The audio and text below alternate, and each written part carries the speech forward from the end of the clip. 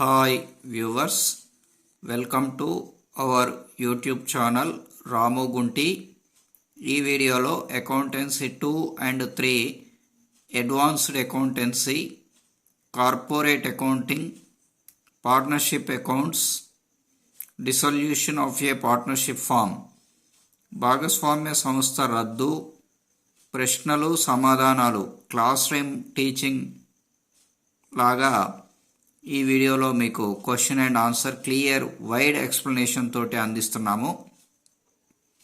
ఈ video BCom CBCS third semester year wise second year, BCom general, computers, taxation, ఇన్సూరెన్స్తో పాటుగా open university, distance mode, అలాగే BBA, BBM, competitive exams కూడా ఉపయోగపడే విధంగా అందిస్తున్నాము.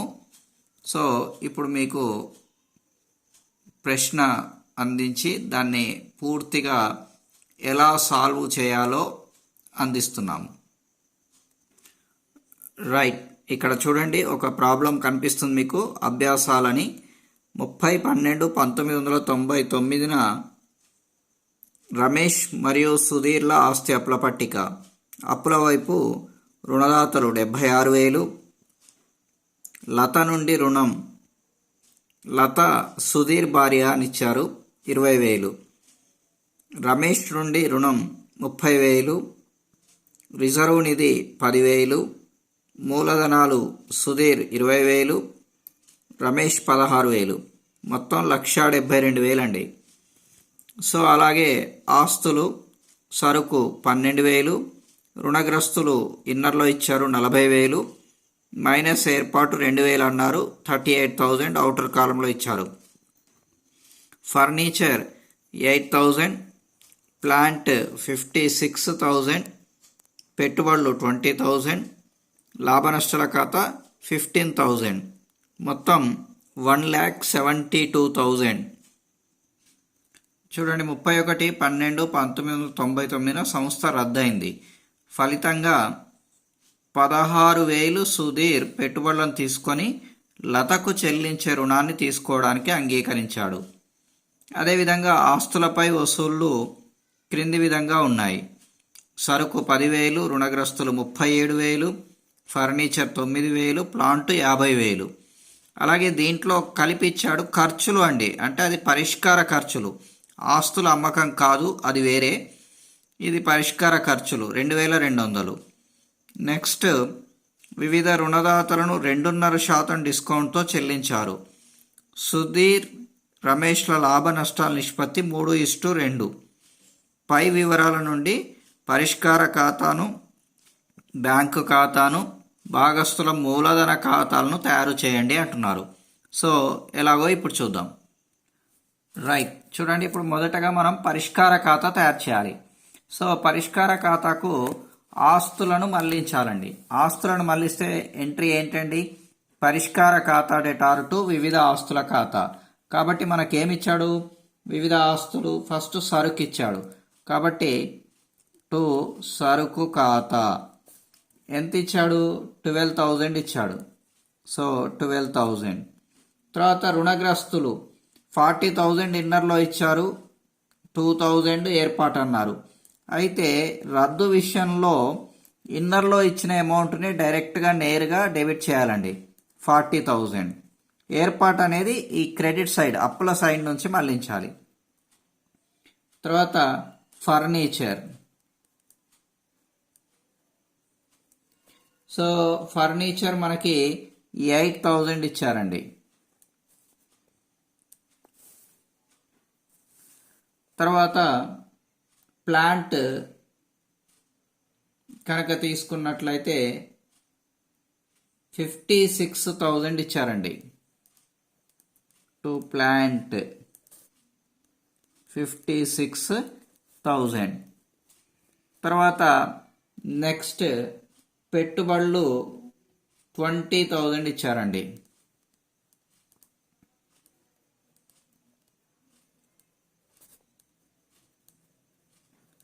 తర్వాత మన క్వశ్చన్లో లాభ నష్టాల ఖాతా అని చెప్పేసి 15,000 ఇచ్చారు.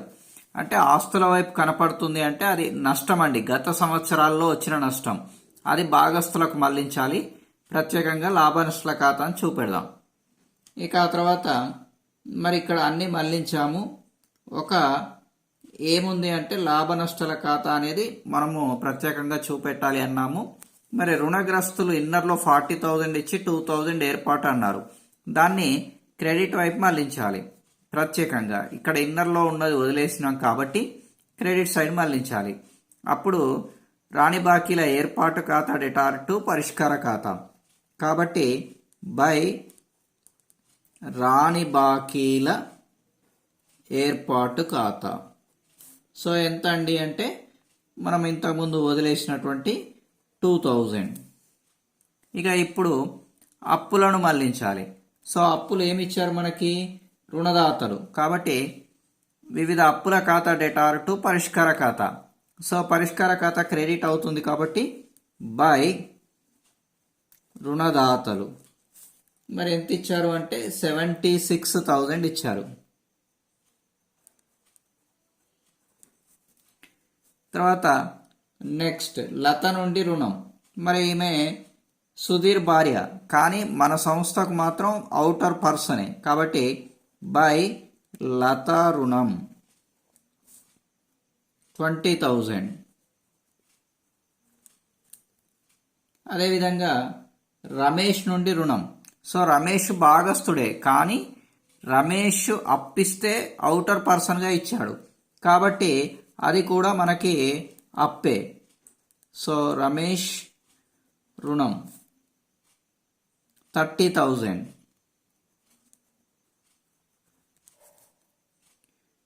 తర్వాత రిజర్వ్ నిధి ఉంది, మూలధనాలు ఉన్నాయి, ఇక్కడ రావు. ఇక మనం సర్దుబాటులో ఇచ్చిన అంశాలను పరిగణలోకి తీసుకోవాలండి. మరి సంస్థని ఈ తేదీన పరిష్కరిస్తున్నారు అంటే రద్దు చేస్తున్నారు కాబట్టి ఆస్తులు అమ్మి వేస్తున్నారు. ఆస్తులు అమ్మితే ఎంట్రీ ఏంటండి అంటే మరి నగదు వస్తుంది, పరిష్కార ఖాతాలో ఉన్న ఆస్తులు వెళ్ళిపోతాయి. కాబట్టి నగదు ఖాతా డెటార్ టు పరిష్కార ఖాతా. సో మరి పరిష్కార ఖాతా ఏమైంది? ఇక్కడ క్రెడిట్ అయింది కాబట్టి క్రెడిట్ వైపు బై నగదు ఖాతా. దేని కొరకండి? ఆస్తుల అమ్మకం వలన. ఆస్తుల అమ్మకం బ్రాకెట్లో రాసుకుంటే మీకు క్లియర్గా తెలిసిపోతుంది.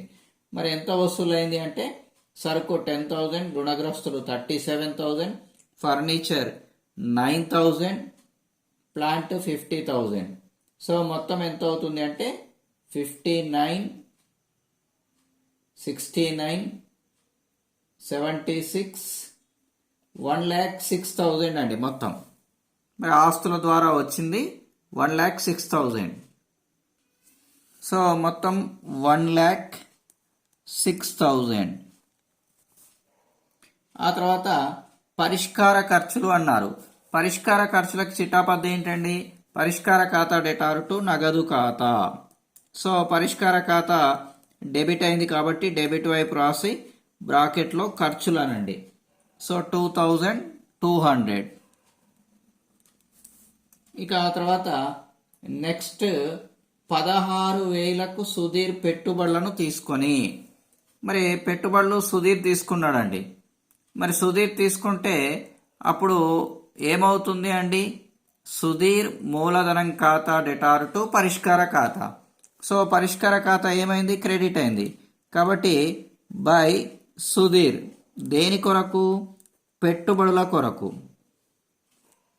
సో పెట్టుబడులు ఎంతకు తీసుకున్నాడు? 16,000కు తీసుకున్నాడు కాబట్టి 16,000. అదేవిధంగా నెక్స్ట్ ఏమన్నాడు? లతకు చెల్లించే రుణాన్ని తీసుకోవడానికి అంగీకరించాడు. సో లతా రుణం. మరి లతా రుణం ఎంత ఉందండి? 20,000 ఉంది. అది కూడా సుధీరే చెల్లిస్తున్నాడు. అప్పుడేమని వస్తుంది? పరిష్కార ఖాతా డెటార్ టు సుధీర్ మూలధనం ఖాతా. సో పరిష్కార ఖాతా ఏమైంది? డెబిట్ అయింది కాబట్టి టు సుధీర్. మరి దేని కొరకు ఇది? లతా రుణం కొరకు. మరి ఎంత అండి లత రుణం? ఇక్కడ చూడండి 20,000. సో ఆ 20,000 డెబిట్ చేయండి. రైట్. సో మరి సుధీర్ పెట్టుబడులను, లత రుణాన్ని అంటే ఆస్తిని, అప్పు రెండింటిని తీసుకున్నాడు. సో ఆస్తులు అమ్మేశాం, ఖర్చులు వచ్చాయి. రుణదాతలను 2.5% డిస్కౌంట్తో చెల్లించారు. మరి రుణదాతలను 2.5% డిస్కౌంట్ అంటే 76,000లో 2.5% ఎంత అవుతుందో చూడండి.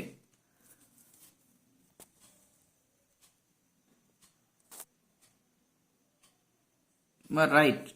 ఇప్పుడు రుణదాతలు 76,000లో 2.5% అంటే 1,900 అండి. కాబట్టి 1,900 తక్కువ చేసి చెల్లిస్తున్నాం అంటే 74,100. అప్పుడు పరిష్కార ఖాతా డెటార్ టు నగదు ఖాతా. సో నగదు ఖాతా క్రెడిట్ అవుతుంది, పరిష్కార ఖాతా డెబిట్ అవుతుంది. కాబట్టి డెబిట్ వైపు నగదు ఖాతా దేని కొరకు? రుణదాతల కొరకు 74,100 అండి. రైట్. చూడండి ఇప్పుడు పరిష్కార ఖాతాలో అన్నీ వచ్చేసాయి. ఇక మనకు చెప్పినటువంటి సర్దుబాట్లు అన్నీ పూర్తి అయిపోయినాయి. కాబట్టి మరి పరిష్కార ఖాతా ఎటువైపు ఎక్కువ ఉందో బ్యాలెన్స్ చెక్ చేసుకోవాలి మొదటగా. సో ఇక్కడ డెబిట్ వైపు ఎక్కువగా ఉందండి. మరి 2,32,300 వస్తుంది.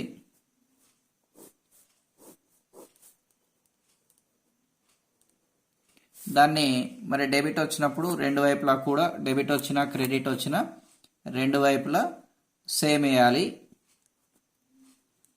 మరి ఇవి అమౌంట్స్ క్రెడిట్ అమౌంట్స్ కనుక తీసేస్తే మనకి 12,300 అండి. ఇది నష్టం అండి క్రెడిట్ వస్తే. మరి ఇలాంటప్పుడు ఎవరెవరికి పంచాలి? ఇద్దరికి పంచాలి. మరి ఎవరెవరు వీళ్ళు అంటే మనకిచ్చిన వాళ్ళు సుధీర్ మరియు రమేష్. కాబట్టి బై సుధీర్ మూలధనం ఖాతా బై రమేష్ మూలధనం ఖాతా ఎంత? 12,300.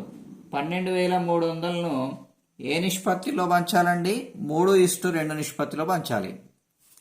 సో 7,380 4920 3:2లో ఇద్దరికి కూడా పంచడం జరిగింది. మరి ఈ విధంగా 12,300ని ఇద్దరికి పంచేయడం జరిగింది. అప్పుడు సుధీర్ మూలధనం ఖాతా డేటార్, రమేష్ మూలధనం ఖాతా డేటార్ టు పరిష్కార ఖాతా. అందుకే క్రెడిట్ సైడ్ మనం రాయడం జరిగింది. మరి ఇప్పుడు మనం ఏం తయారు చేయాలండి? లాభ నష్టాల ఖాతా తయారు చేయాలి. ఎందుకంటే బ్యాలెన్స్ షీట్లో మనకి లాభ నష్టాల ఖాతా ఆస్తుల వైపు ఇచ్చాడు. కాబట్టి లాభ నష్టాల ఖాతా తయారు చేస్తూ ఈ అంశాన్ని ఇద్దరు భాగస్తులకు పంచేయాలి. అప్పుడు మరి ఆస్తుల వైపు కనుక ఇస్తే దాని ప్రారంభ నిల్వ టు తెచ్చిన నిల్వ మనకి ఎంత ఇచ్చాడు అంటే 15,000 ఇచ్చాడండి. సో ఈ నష్టాన్ని ఇద్దరికి పంచేస్తే అప్పుడు మరి ఏమవుతుందండి? మూలధనాలు డెబిట్ అవుతున్నవి, లాభనష్టాల ఖాతా క్రెడిట్ అవుతుంది. కాబట్టి సుధీర్ మూలధనం ఖాతా డెటార్, రమేష్ మూలధనం ఖాతా డెటార్ బై లాభనష్టాల ఖాతా. కాబట్టి బై సుధీర్ మూలధనం ఖాతా బై రమేష్ మూలధనం ఖాతా. మరి 15,000ని మరి ఎంత నిష్పత్తి మనకి ఇచ్చింది? 3:2. కాబట్టి 15,000 ఇంటూ 3/5 అంటే ఎంత వస్తుంది చూడండి. 5 3 15 3 3 9 9,000 సుధీర్కి వస్తుంది. తర్వాత 6,000 రమేష్కి వస్తుంది. మరి ఈ విధంగా ఈ ఖాతా అనేది లాభనష్టాల ఖాతా క్లోజ్ చేయడం జరుగుతుంది. ఇక మనకి కనిపించదు 15,000.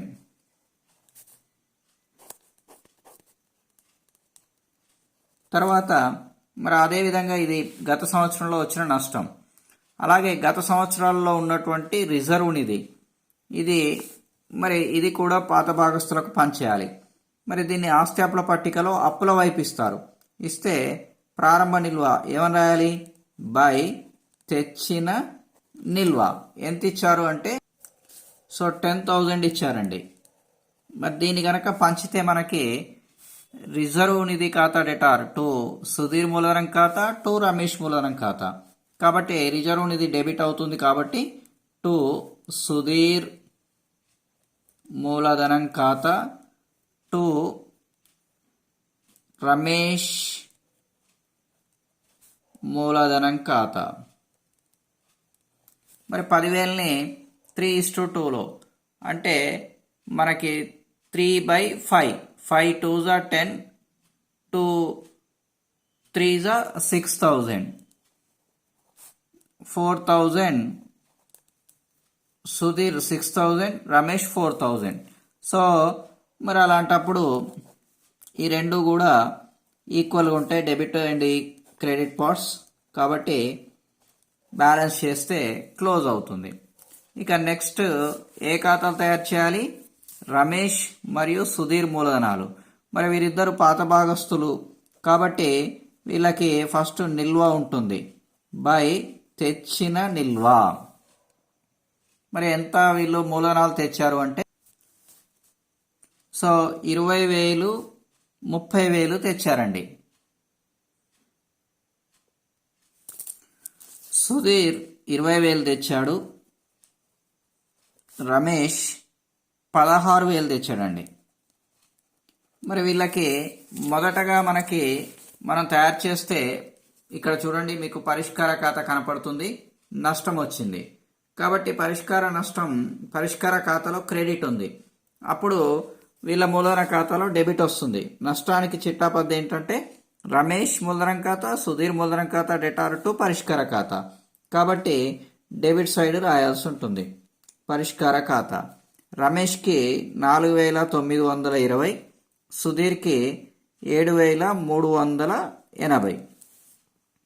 అదేవిధంగా మరి ఇక్కడ కనుక తీసుకున్నట్లయితే గత సంవత్సరంలో నష్టం, లాభ నష్టాల ఖాతా క్రెడిట్ అయింది అంటే ఇప్పుడు మూలధన ఖాతాలో డెబిట్ వస్తుంది టు లాభ నష్టాల ఖాతా. 9,000 సుధీర్, 6,000 రమేష్. తర్వాత రిజర్వ్ నిధి కూడా సేమ్, మరి ఇది లాభం కాబట్టి రిజర్వ్ నిధి డెబిట్ అవుతుంది, వీళ్ళ మూలధనాలు క్రెడిట్ అవుతున్నాయండి. కాబట్టి అప్పుడు బై రిజర్వ్ నిధి ఖాతా 6,000 సుధీర్, 4,000 రమేష్. తర్వాత మరి ఇక్కడ చూడండి సుధీర్ పెట్టుబడులను తీసుకున్నాడు, అప్పుడు పరిష్కార ఖాతాలో క్రెడిట్ అయిందండి. అంటే ఇతని మూలధనం ఏమవుతుంది? డెబిట్ అవుతుంది. కాబట్టి టు పరిష్కార ఖాతా. ఎవరి దాంట్లో అండి? సుధీర్ దాంట్లో అండి. సో 16,000.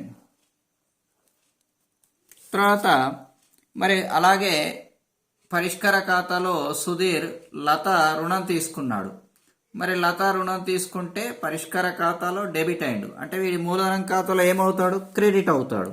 కాబట్టి బై పరిష్కార ఖాతా సుధీర్ దాంట్లో 20,000. ఇక మనకి ఏ అంశాలు లేవు అనుకున్నట్లయితే మూలధన ఖాతాల్ని క్లోజ్ చేయవచ్చు. మరి ఇప్పుడు చూడండి ఎవరు ఎక్కువ ఉన్నారో, అంటే రెండు కూడా క్రెడిట్ హైయెస్ట్ అమౌంట్స్ ఉన్నవి. సో 16 ప్లస్ 4,000 రమేష్, టోటల్ 20,000 అండి. అలాగే సుధీర్ 20,000, 6,000, 20,000 అంటే 20, 20, 40, 46,000 అండి. మరి ఇక్కడ రెండు వైపులా కూడా సేమ్ రాయవలసి ఉంటుంది కదా. కాబట్టి సుధీర్ 46,000, రమేష్ 20,000. మరి 20,000లో 4920 6,000 తీసేయండి. సో 9,080. 20,000లో 4920 6,000 తీసేస్తే 9,080 రమేష్ కండి. సుధీర్కి 13,020 16,000, 9,000, 7,380. కాబట్టి ఎంత వస్తుంది? 13,620 అవుతుందండి. సో ఇది ఏ ఖాతాకు మళ్ళించాలి? నగదు చెల్లించాలి కదా వీళ్ళకి, కాబట్టి టు నగదు ఖాతా. సో రమేష్, సుధీర్ మూలధన ఖాతాలు డెటార్ టు నగదు ఖాతా. మరి ఇక ఫైనల్గా మనము ఏ ఖాతా తయారు చేయాలంటే నగదు ఖాతా తయారు చేయాలండి. మరి ఇక్కడ నగదు కనుక తీసుకున్నట్లయితే మనకు ఓపెనింగ్ బ్యాలెన్స్ ఏమీ ఇవ్వలేదు కాబట్టి ఎక్కడెక్కడ నగదు వచ్చిందో కనుక్కొని ఆ అంశాలు ఇక్కడ రాయాలి. చూడండి, పరిష్కార ఖాతాలో మరి పరిష్కార ఖాతా కనపడుతుంది మీకు. పరిష్కార ఖాతాలో డెబిట్ వైపున ఇక్కడ చూడండి నగదు ఖర్చులు ఉన్నాయి చూడండి. మరి పరిష్కార ఖాతా డెబిట్ అయింది అంటే నగదు ఖాతా ఏమవుతుంది? క్రెడిట్ అవుతుంది. కాబట్టి బై పరిష్కార ఖాతా దేని కొరకు? ఇది ఖర్చుల కొరకు 2,200 అండి. రైట్. సో ఇంకా ఏమైనా ఉన్నాయా? దాని క్రింద రుణదాతల కొరకు చూడండి. పరిష్కార ఖాతా డెటార్ టు నగదు ఖాతా. పరిష్కార ఖాతా డెబిట్ అయింది, మరి రుణదాతలు చెల్లించాం అంటే నగదు ఖాతా ఏమవుతుంది? క్రెడిట్ అవుతుంది. కాబట్టి బై పరిష్కార ఖాతా రుణదాతల చెల్లింపు 74,100. మరి అదేవిధంగా ఇక్కడ పరిష్కార ఖాతాలో డెబిట్ కంప్లీట్ అయిపోయినాయి కాబట్టి క్రెడిట్ చూద్దాం. మరి క్రెడిట్ వైపు కనుక గమనించినట్లయితే మరి ఏమీ కనపడలేదు చూడండి. ఒక ఆస్తుల అమ్మకం ఒక్కటి మాత్రం కనపడింది. మరి ఆస్తుల అమ్మకానికి నగదు ఖాతా డెటార్ టు పరిష్కార ఖాతా. సో నగదు ఏమవుతుంది? డెబిట్ అవుతుంది. కాబట్టి డెబిట్ వైపు రాయండి. టు పరిష్కార ఖాతా ఆస్తుల అమ్మకం 1,06,000, 1,06,000. మరి ఈ విధంగా అయిపోయిన తర్వాత మరి ఇక్కడ పూర్తిగా పరిష్కార ఖాతాలో అయిపోయినవి. ఆ తర్వాత మనకు వచ్చింది అంటే మూలధన ఖాతాల్లో వచ్చిందండి. రమేష్, సుధీర్ మూలధన ఖాతాల డెటార్ టు నగదు ఖాతా. అంటే వీళ్ళు మూలధనాలు డెబిట్ అయినవి, నగదు క్రెడిట్ అయింది. కాబట్టి మరి నగదు ఖాతాలో క్రెడిట్ రాయండి. By Ramesh by Sudheer.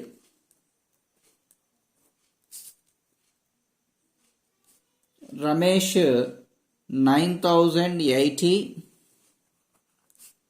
తర్వాత సుధీర్ 13,620. అదేవిధంగా నెక్స్ట్ రమేష్ నుండి రుణం ఉందండి 30,000, అది చెల్లించాలి. చెల్లిస్తే రమేష్ రుణం ఖాతా డెటార్ టు నగదు ఖాతా. కాబట్టి క్రెడిట్ వైపు బై రమేష్ రుణం. ఇది అవుటర్ పర్సన్గా భావించి చేయాల్సి ఉంటుంది. మరి ఈ విధంగా పూర్తి అయిపోయిన తర్వాత బ్యాలెన్స్ కనుక తీసుకున్నట్లయితే 1,06,000. మరి రెండు వైపులా కూడా ఈక్వల్గా ఉంటుందండి. ఇది ఈ విధంగా పూర్తయిన తర్వాత సంస్థ రద్దు కావడం అనేది జరుగుతుంది. సో చూడండి, మీకు అన్నీ కూడా కనపడుతున్నాయి. పరిష్కార ఖాతా మొదటగా ప్రిపేర్ చేశాం, నష్టం వచ్చింది 12,300. తర్వాత లాభనష్ట ఖాతా గత సంవత్సరాల్లో వచ్చిన నష్టం భాగస్తులకు పంచాము. రిజర్వ్ నిధి గతంలో ఉన్నటువంటి నిధులు ఇద్దరు భాగస్తులకు పంచడం జరిగింది. వారిద్దరి భాగస్తుల మూలధన ఖాతాలు ప్రిపేర్ చేశాం. తర్వాత చివరిగా నగదు ఖాతాను ప్రిపేర్ చేసి సంస్థని రద్దు చేయడం జరిగింది. కాబట్టి ఈ విధంగా రద్దు అనే అంశం పూర్తిగా నేర్చుకుంటారని ఆశిస్తూ వీడియో లైక్ చేయండి, షేర్ చేయండి, సబ్స్క్రైబ్ చేయడం మాత్రం మర్చిపోకండి. అలాగే ఈ చాప్టర్పై చాలా వీడియోలు మీకు గతంలో అందించడం జరిగింది. అవి కూడా చూసి బాగా ప్రాక్టీస్ అయి మంచి మార్కులు తెచ్చుకోవాలని ఆశిస్తూ all the best. Thank you.